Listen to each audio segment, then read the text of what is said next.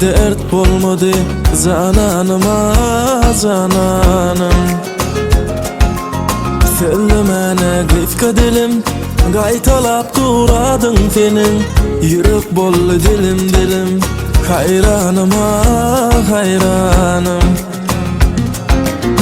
Yetebilmen umudum yok, uzun yollar bollu gıfka. Senin özgü seyanım yok zananıma zananım. Söyledim dipim gülüyendine, söylemen kıydırıyendine. Meni yalan söyleyendine, halanıma halanım. Zamanıma zananım.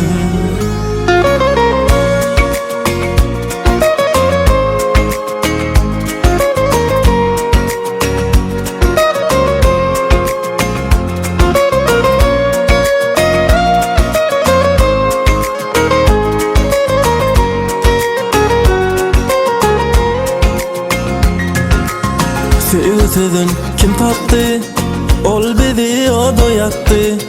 Biri bak kapısın yaptı, armanıma armanım. Kuzunda ölsedim, kalmadı darmanım. Sen kim beni sevdin, zananıma zananım. Sen sevinli yollar ayra, sen kalbimi dilip gittin. Men gideyim menden sonra, ağlanım ağlanım.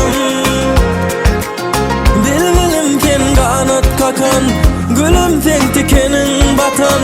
Seni alıp canım yakan, düşmanıma düşmanım. Zananıma zananım.